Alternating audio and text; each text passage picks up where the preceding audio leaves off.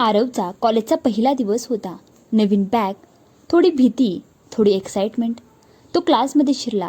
सगळे नवीन चेहरे, कुणी ओळखीचं नाही. तो शांतपणे शेवटच्या बेंचवर जाऊन बसला. तेवढ्यात दरवाजा हळूच उघडला. सायली आत आली.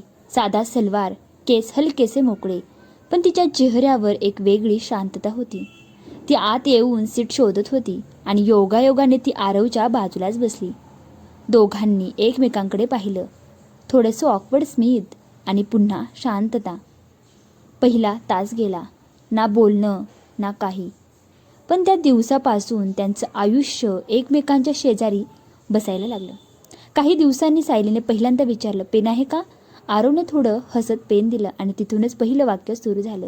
हळूहळू नोट्स शेअर करणे, कॅन्टीनमध्ये एकत्र चहा पिणे, प्रोजेक्टसाठी एकत्र बसणे, सगळं सहज घडत होतं. एक दिवस पावसात दोघं कॉलेजच्या गेटवर अडकले होते. सायली हसत म्हणाली, चल ना भिजूया. आरव थोडा घाबरला, आजारी पडलो तर?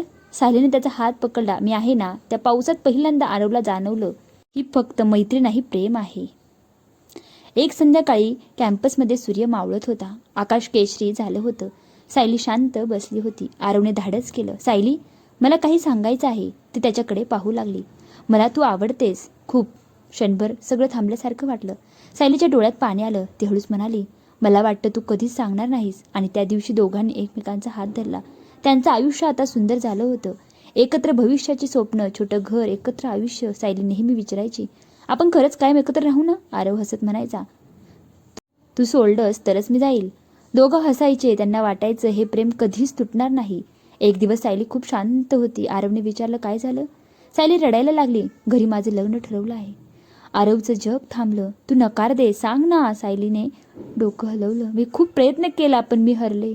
त्या दिवशी दोघं शेवटचे भेटले. सायलीचे डोळे सुजलेले, आरव पूर्ण तुटलेला. सायली म्हणाली, मी तुला सोडून जात नाहीये, मला सोडलं जाते.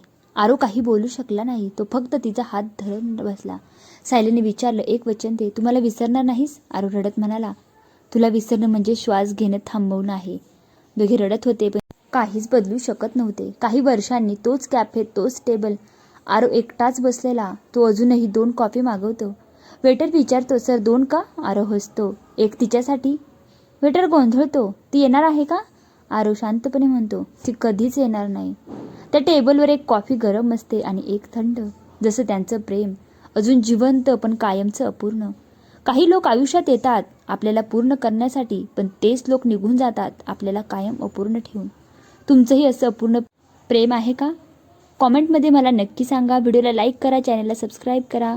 भेटूया आपण अशा छान छान व्हिडिओमध्ये. तोपर्यंत सर्वांना नमस्कार.